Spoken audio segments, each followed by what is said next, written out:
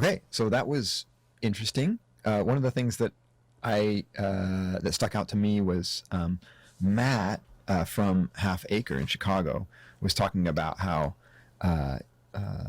there's sort of a homogenization of beer trends and styles across the U.S. that they're kind of spreading now, so that sort of some of the same trends you see everywhere, like I suppose hazies have gone everywhere, and now this sort of lagering Pilsner craze is everywhere, which is interesting. I think that's right. That's one of the ways in which craft beer has matured now. I think that consumers. You're okay. I keep talking. No, well, we gotta explain what's going on here. So your intrepid beer buyer went and found some Half Acre beer. So as we're talking about Matt's comments, we'll drink Matt's beer. This is the Daisy Cutter Pale Ale from Half Acre Brewing. Let's see, what do we know about?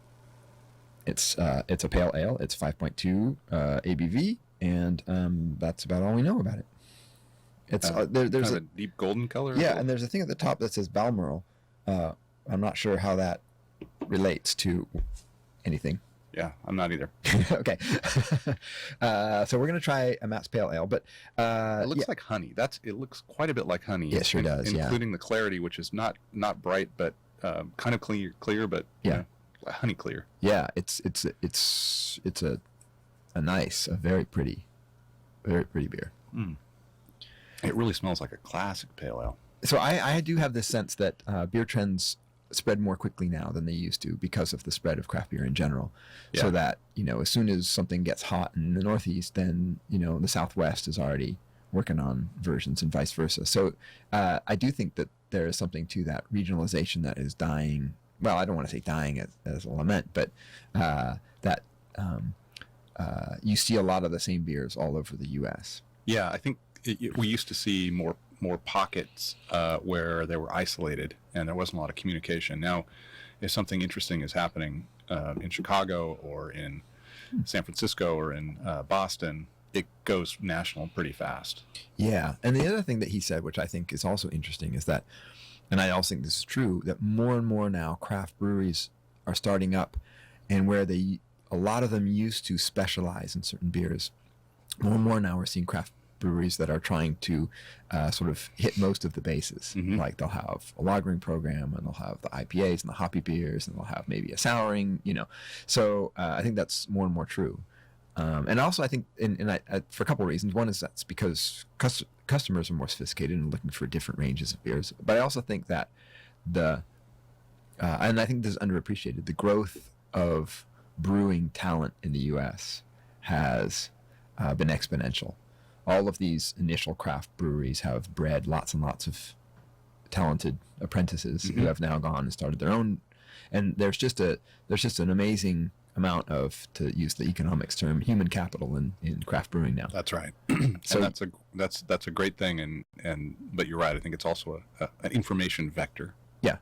And so it takes time to build up that capital, but now we have it, and that's why I think that there's so many breweries now that are just brewing outstanding beers across a very wide range of styles. I mean, you need to, they're very different techniques. Yeah. Getting a great Pilsner and lagering it for 5 weeks is a lot different than doing a super hazy hoppy IPA. So I got to tell you, I'm really loving this Daisy Cutter here. Yeah. So this is kind of old school, isn't it? It's old school in the best possible way. It's piney. It's piney floral. It seems like a Cascade hopped pale ale. Yep. It's got that wonderful aroma, but it actually has got a little bit of malt character. Yes. Which is really nice. Yeah. It's smooth and rounded. And you find this less and less these days. Yeah, you really do. The hops, they just feature hops so much to the not.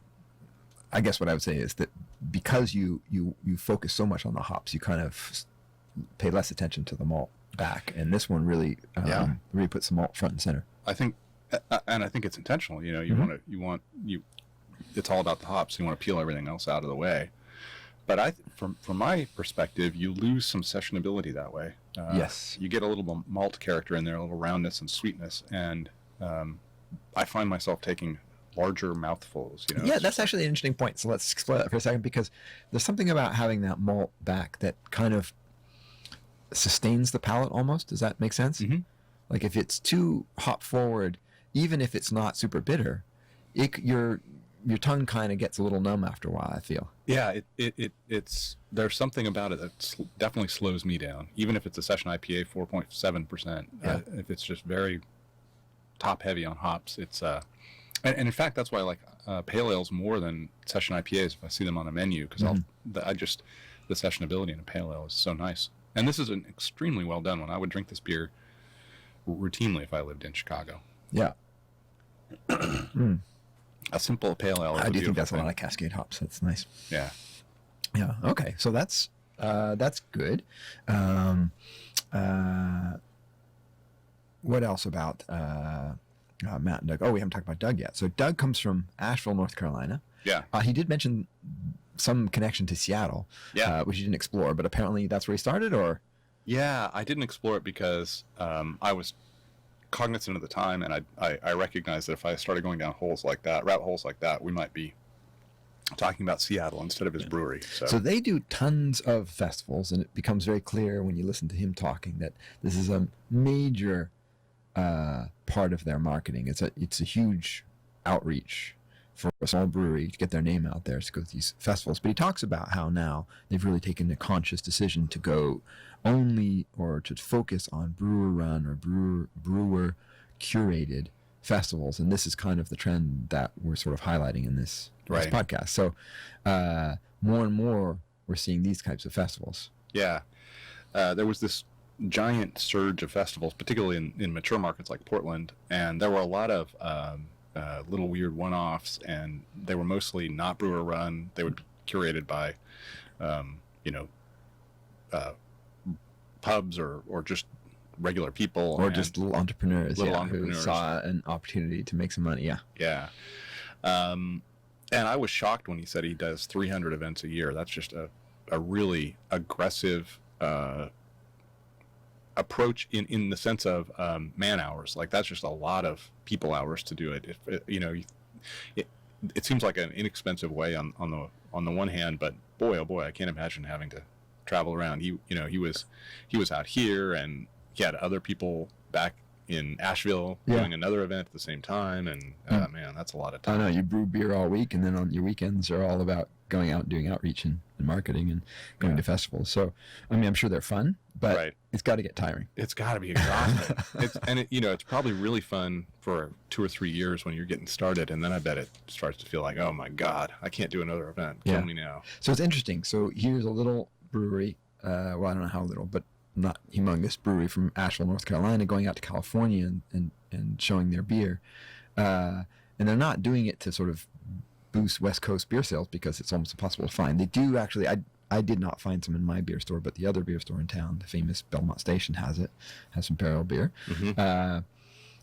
But he was talking about just sort of getting your name out, getting recognition, but also learning about what's going on in other parts of the world in the U.S. Right. I think that's a big component of this, and we hear that when we talk to brewers, is you get to see what other people are making, so that's one point, and then you also get to talk to other brewers and hear how they're thinking about beer and what kind of beers they're making and selling and what's popular, and so it's not just marketing and outreach, but it's also I don't know, market research and and brewing research. So that was I found that really interesting as well. And then both Half Acre and Burial seem to be sort of typical of these new style breweries that are trying to brew across lots of different styles, or not trying, but are brewing across lots of different styles, brewing a whole bunch of different beers. Yeah, which we have an example of somebody who's not doing that in our next segment. Not everybody's doing it, but it does seem to be the way to hit each segment of the market so that your beer is in front of people who have different palates. Yeah, makes a lot of sense.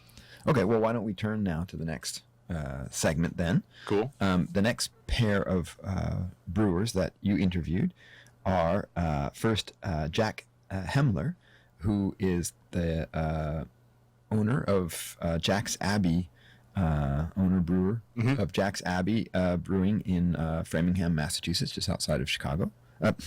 Boston. Chicago, Massachusetts. Yeah. Way outside of Chicago.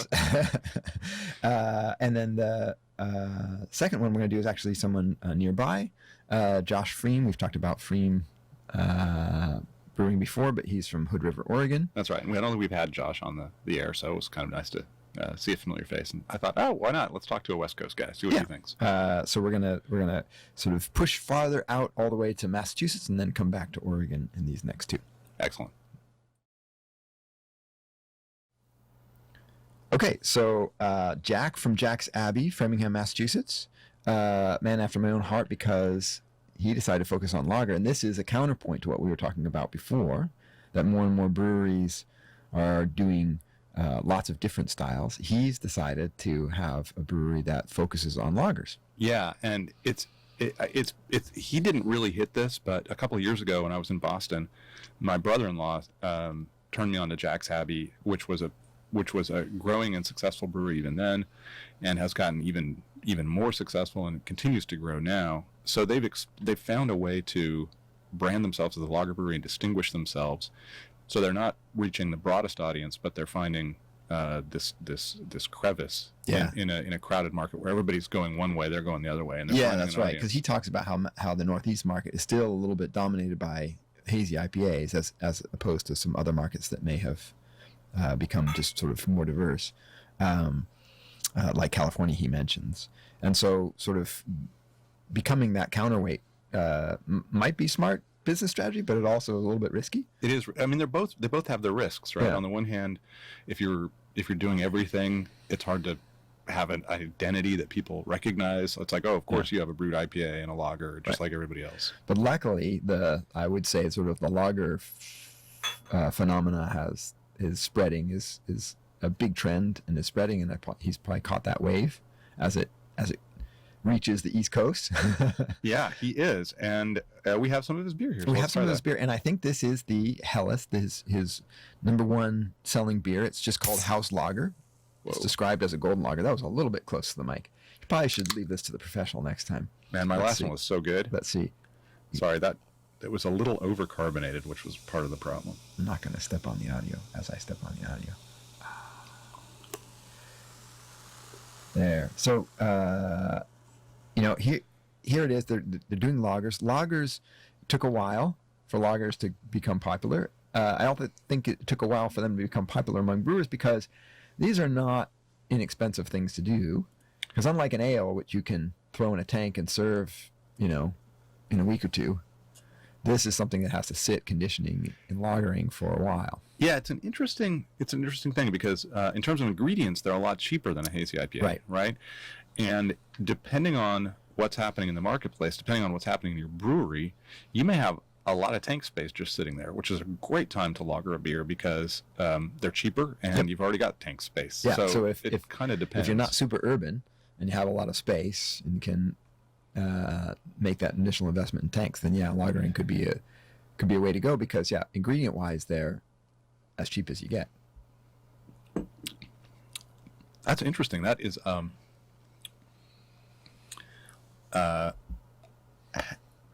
it says at the top Helles Landebier, but it does say Helles on the back. You're right. I finally found it. Yeah, it says golden lager on the front and Helles Landebier on the back. But it has a really American taste to me. Does it? It feels like it's definitely heavier than I would have expected if I was served this in Germany. It feels to me like if we could go back to like 1950 and find a nice regional lager brewery in Wisconsin, that's what the beer would taste like. Oh, interesting. Yeah. It's hoppier and a bit heavier. I'm looking here. It's absolutely golden, perfectly clear. Yeah. It's a 5.2% Helles, so it's pretty hefty. Yeah, I mean that's pretty good for a Helles. That's I think typical for. I mean, you were there more recently than me, but you probably weren't looking at that stuff. You were just I was just drinking. Give me that liter, man. Give me that moss.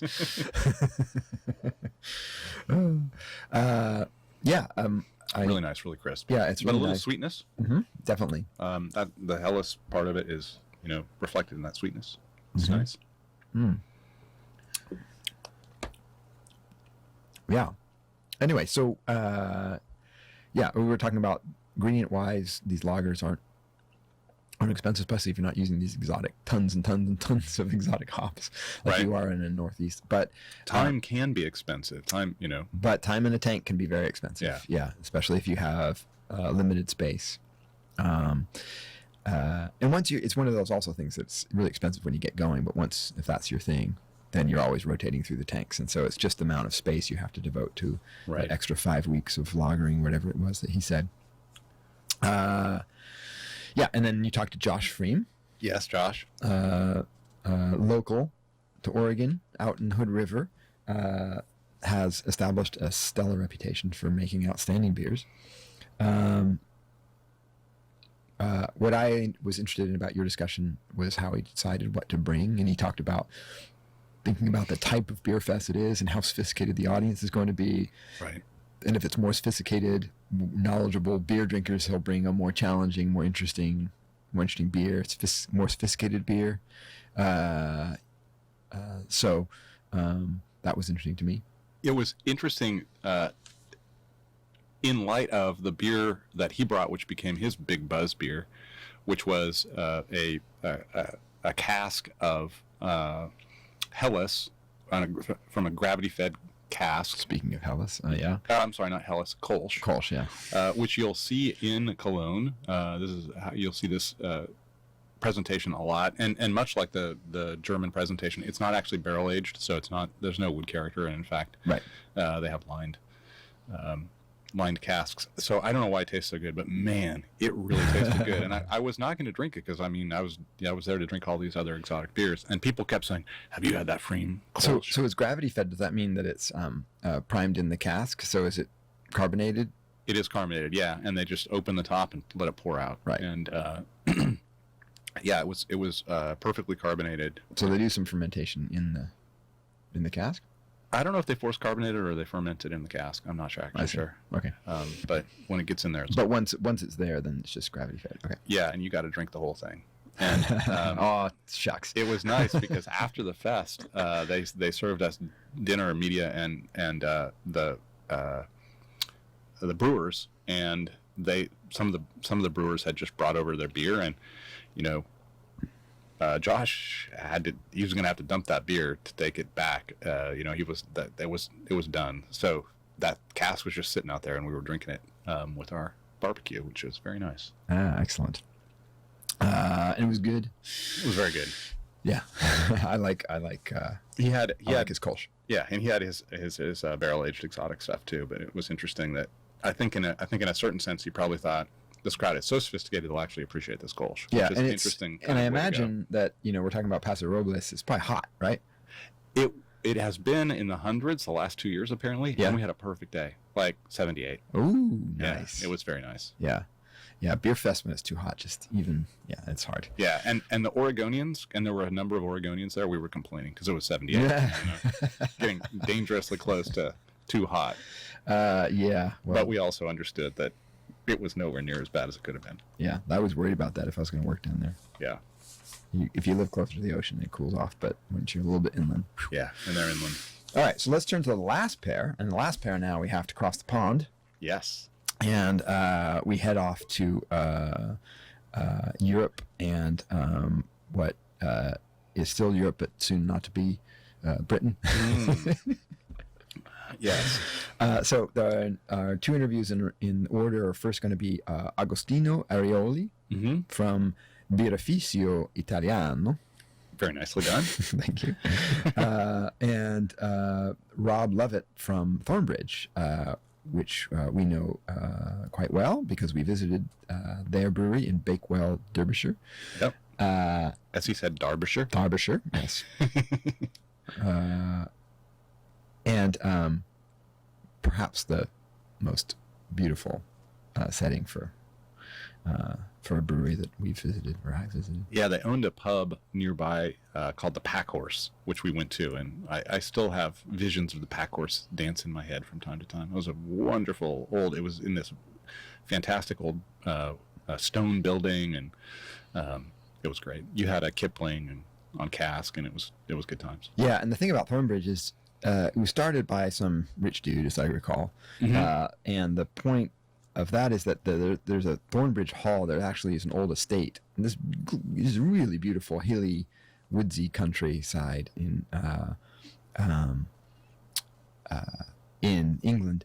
And the estate had, I can't remember, was it a former stable or something? And it was a building out back which housed the original brewery, a very small little, and now it's their little sort of pilot and small batch brewery, and they have a completely modern, fancy production brewery nearby, which is on a little industrial estate, but still it's incredibly gorgeous because it's right by a little creek and Right. it's lovely. And they told us it was one of the very first industrial sites in England during the Industrial Revolution. So it's kind of a historic industrial site. Well, which is good memory. fascinating. Yeah, I remember that. But yeah, Thornbridge Hall is incredible. It's really beautiful. The brewery site behind it is neat. Yeah, I should stop going on about Thornbridge. That's right. But we have a beer from that brewery, the little brewery, Right. Thornbridge Hall. So Yeah, which is where I was going eventually, which is that the one beer I could find now, for some reason, for a while you could find Thornbridge beer a lot locally. I don't know why not anymore, but Jaipur IPA used to be one of my go-to I know. drinks, and I think actually you mentioned that in the. I did. Yeah. I saw Thornbridge was there, and I was all excited. Anyway, I'm stepping on the interview, so let's go to the interviews and Yes. we'll talk about it afterward. All right.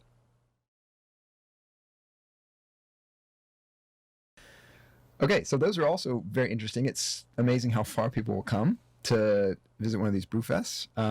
You know Agostino well. I do. Yeah. He features in your Secrets of the Master Brewers, Yeah, he does.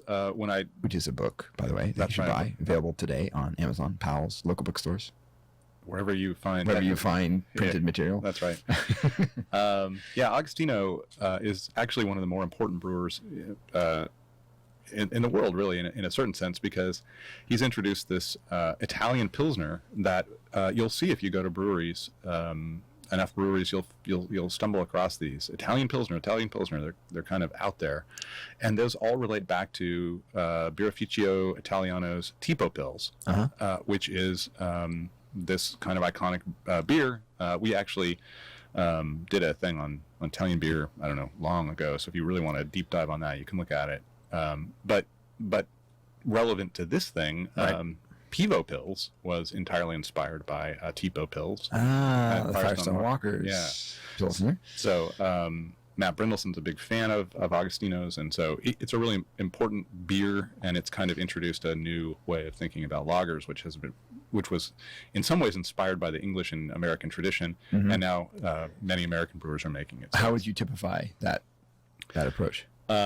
it includes acidification of water along the way to give it a crisper kind of character, and dry hopping, and a little slightly warmer fermentation, so the yeast character is a little bit more expressive. Right. And what happens is you just get it's just these little tweaks all along the way that create a vibrancy and a fullness of flavor that is really delightful. Yeah. Well, he talked about bringing something with grapes, so tell me about the grapes. Yeah, well, that's another Italian thing. And when I was in Italy, I talked to a different brewer who did the same thing. I think it's a real Italian specialty, and I'm surprised that more breweries don't do this, and that is to inoculate their beer with the wild yeast that are resident on fruit. And it makes a lot of sense that an Italian would use grapes. You don't Right. have to use grapes, but that is a classic way of making wine, natural fermentation. So you do natural fermentation Right. Via fruit. So And that's as he says, I think that you get a sort of a terroir. you from- totally get a terroir. And hang tight for the beer Sherpa. We may talk about that beer again. All right. Well, that's a good tease. Thank you. And then we talked to Rob from Thornbridge. I started waxing nostalgic. It was my favorite stop. That's why I go on. We did a lot of touring of Britain, and Thornbridge was my favorite. You just made John Keelan cry. Well, that's true. It was my co-favorite stuff. Actually, in my defense, of the craft brewers There you go. that we saw in England, and we maybe should stop and just say that they're sort of two parallel. Screen King. Yeah, just amazing old breweries and brewers. Yeah, some of the brewers were old, but beers. But then there was this new craft tradition that was a bit inspired by the U.S. craft. Well, I would say definitely inspired by the U.S. craft. Some some were sort of taking those American and heritage British traditions together, which is kind of what I thought of as Thornbridge, was kind of this hybrid that was both sort of hewing to British traditions and also sort of pushing the envelope. So that's right. So he was there. In fact, to highlight that point, I think what he said was he brought a lager and a barrel-aged sour to the fest. So you can see how sort of they're pushing the envelope as well. Right. You mentioned that Jaipur IPA was for a long time one of my big faves. I think it was yours as well. Absolutely. We really enjoyed that. In fact, I was looking for it this time. I didn't find it. What you've opened, however, is something pretty special. Yeah. How do you say that? Bracia? Bracia? Why are you asking me? I don't know. You do better with the faking your way through these things. Bracia? Yeah. Or Bracia. Yeah, so this is a dark ale brewed with honey. This comes from the little brewery at the estate brewed, Yes. I think we would say. And it's described as a velvety ale generously influenced with dark and bitter chestnut honey. Yeah. It's got a little peated malt, I noticed when I read the back. It's a 9%. You can really smell that peated malt. That's a really nice beer. It's a 9%, yeah. That tastes like the olden days. That's what that tastes like. It smells like the olden days. Yeah. Oh, what an aroma. No, really, I mean, it's phenomenal. It's dark and chocolatey. It's and it's dark got chocolate or coffee. some dark fruits, but then it's got a little smoke in there. I think this bottle may be slightly old. There's a touch of oxidation, but it actually works pretty well in this beer. I mean, it kind of... It actually kind of works, I think. It feels to me like this beer should have a little oxidation. Like this. That's the very traditional British characteristic. A little stock ale character there. Yeah, that is a rich, robust. That is really nice. Flavor explosion. It is. Yeah, the smokiness is really nice with that sort of dark fruit kind of chocolate. The alcohol is completely hidden, though. And yes, it is, which is good because I don't know how much we've talked about it, but I'm sort of good. Sort of bad if you threw this back as fast as I might be tempted to do based on its palate. Well, for those of us who have more self-control and who are a bit sensitive to alcohol flavor, I like it when the alcohol is in the background. I do too. Yeah, that's a nice beer. Yeah, he also talked about, and this is nice, he talked about the supremacy of British malt. Mm-hmm. Absolutely, way to go. He kind of soft pedaled it, but he was trying to draw a contrast to Americans' relationship to malt, and he need not soft pedal it because we're growing a tradition. We are growing a tradition, and slowly, and it's great. Micro malters are really helping American brewers get back in touch with the power of base malts. But for the most part of the craft beer era, we have just used 2-row malt as sugar, basically a fermentable, and then gotten any flavor from specialty malts. And it means that we've completely ignored this important dimension, which the British totally get into. Yeah, absolutely. Yeah, in fact, when we were visiting those heritage breweries, you could often just look out from the Tower Brewery onto the barley fields and the maltings in the distance. And they were really particular. I'm thinking of Green King in particular right now. Right, yeah. I think Adams did too. Yeah. You would ask them and they would say, oh, we use Optic. You don't use Marisol. Oh, no. We use Optic. we use Pearl. We use whatever it is. You know, they use a particular barley variety, and it's malted at a particular malt house. And it tends to be right there, like a stone's throw from the brewery. So you can see how these breweries developed where they did at the time when transportation was so expensive. And they're really, it's not a throwaway. It gives the beer a particular flavor, and that's the flavor they want. They want the flavor of Optic and not Golden Promise, not Maris Otter, not these other things. So whatever it is. So I want to back up and take a little bird's eye view now that we've gone through all these interviews. This is kind of the point of this new style brewfest, which is it's smaller, it's more focused, and it's more intimate in the sense that you can actually talk to people directly involved with the production of the beer. Yeah. And decisions about the beer. And in a way, that's a bit of a throwback because I remember the very early days of craft beer. The breweries were tiny little operations, and it was the owner. Demand was small. Yeah, owners had to be out selling because they were the only guys at the brewery. Teaching people what craft beer is, and it's not a bad thing. Don't be scared. Yeah. So we're kind of coming back around in a way to that intimacy and that direct connection between the drinker and the maker, and that's a very attractive arrangement to me.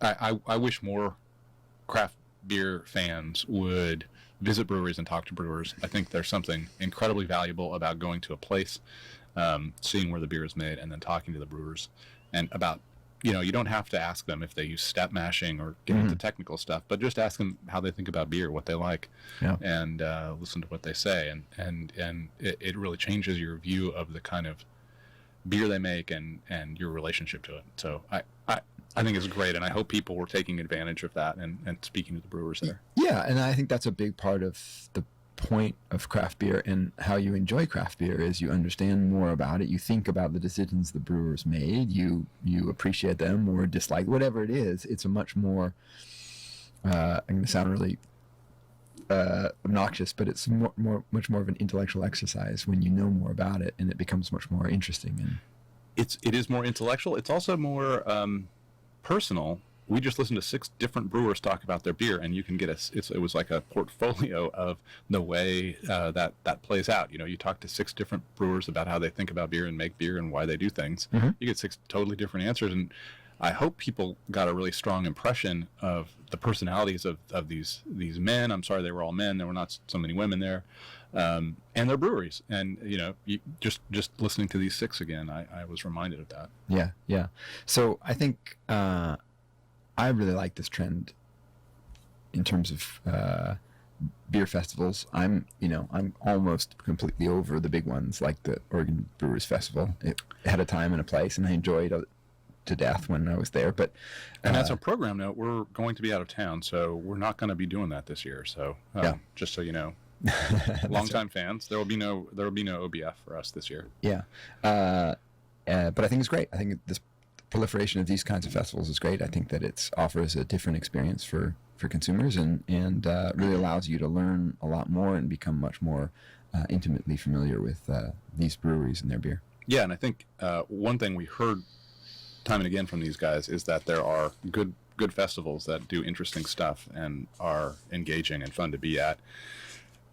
And then there are more generic ones that are maybe not as fun. So as consumers now, we're having all this festival choice, so buyer beware. Yeah, well, and just like anything, there's a festival for each type of person. There's certainly the people who really appreciate the fact that you can try 100 different beers at the Oregon Brewers Festival, and those that appreciate having a smaller selection but being more intimate and be able to connect better with the brewers themselves.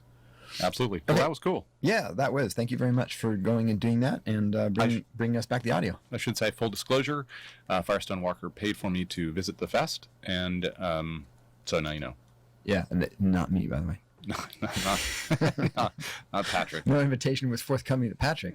And Firestone Walker, if you'd like to be even more involved with the Beervana podcast, contact us about sponsorship opportunities. Yeah, we're looking for them constantly. Okay, so let's turn to the mailbag and the Sherpa. Let's start with the Sherpa since you already teased it. Right. I have a feeling it has something to do with Birrificio Italiano. Yeah, so after Agostino and I spoke, I went and had his beer, which is called I Am. It looks like I'm, but it refers to the Incrocio Manzoni grape, of which 20% was used to make this beer and inoculate it. Okay. And it was definitely one of the big standouts at the festival. So describe the beer. Is it a lager? It is it's a kind of a wild ale. I mean, Okay. it's like natural fermentation, like you would make a naturally fermented wine. Oh, yeah, my apologies. Right. So they get the yeast from the grapes as well. Okay. But it was very vinous. It was not very funky. It was shocking to me to hear that it was only 20% wine grapes because it seemed very much like a white wine. The character, both from the fermentation side and the grape side, were really clear and pronounced vinous qualities, and it certainly tasted, like a beer from a vineyard. So it delivered on all the points that you'd hope for, and I think these kinds of beers, if people were always trying to expand our audience, so this would definitely be a bridge to a wine drinker. If you had a person who liked wine and absolutely hated beer, you could really challenge them and say, I dare you to dislike this beer. This is it's going to be so in your Well, wheelhouse. in our tradition of very useful Sherpas, you can just run right out to your local Piggly Wiggly and pick some up. You got try it yourself. You got to go to Como, man, and I recommend that you do that. Oh, I was gonna say, yeah, fly into Milan. Talk about a beautiful area to visit. Yeah, when you're in Milan, stop at Lambrate, head up to Como, and check out the lake. Yeah, it's actually near Como. I can't remember the name of the weird little town it's in the Como province. Yeah, so I can't recommend a place more highly for the beer tourist than northern Italy. So definitely, that's also a recommendation, a Sherpa, if you will. And there's good food to boot. Oh man, and coffee everywhere. I was so my travels through Europe where the coffee's so terrible, and then you get to Italy, it's like, oh. I have reached coffee nirvana. 2 shots of espresso. They're basically giving it away. It's 50 times better than anything on the island of Great Britain. Amazing. So go get ye to Milan and points north. Yeah, you want tea, go to Britain. You want coffee, don't go. Okay. Mailbag. This is addressed to me, so you better read it. All right. This comes from Van in Portland, Oregon, a brewer of some renown. He says, ask Patrick how he feels about economic cascades and the growth of craft. It's an old concept from the 80s and 90s, if I recall correctly. Van is Van Havig, who has nearly a PhD in economics, but he bailed out to become a brewer. So he's recalling back to when he was a scholar. When he was a scholar? I assume he's still a scholar and gentleman. Well, a scholar, gentleman brewer. He definitely is, but this goes to when he was actively, doing that. I think because he writes, I read one paper on it over 25 years ago. The idea is that there are market conditions that result in slow growth that builds to fast growth and suddenly crashes. The analogy is the stream that becomes a river that turns into a waterfall. It's a proposal for how market bubbles and bursting might work. Huh, interesting. So I don't know this literature in particular, or this paper in particular. What it reminds me of, and I don't know if this is the same thing, but reminds me of information cascades. There is a literature on these information cascades, and it occurs to me that you could think of craft beer as a lot like this, especially these in the new era of social media. It's now become kind of a normal thing, but back in the day, it wasn't as normal a thing. But the idea is something like, a movie comes out and you see it and you really like it and you tell your friends and you can see how that sort of becomes an exponential growth possibility of demand, right? All of a sudden there's this demand that sort of this wave of demand that comes, but then it burns out at some point. So sort of exponential. I don't know. You can almost think of it like a pyramid scheme when it comes to the end, right? Yes. Suddenly there's just too much, and then it just sort of all of a sudden dies. So that's kind of one way in which we used to describe things like Hollywood movies and the demand for Hollywood movies and other things that relied a lot on word of mouth.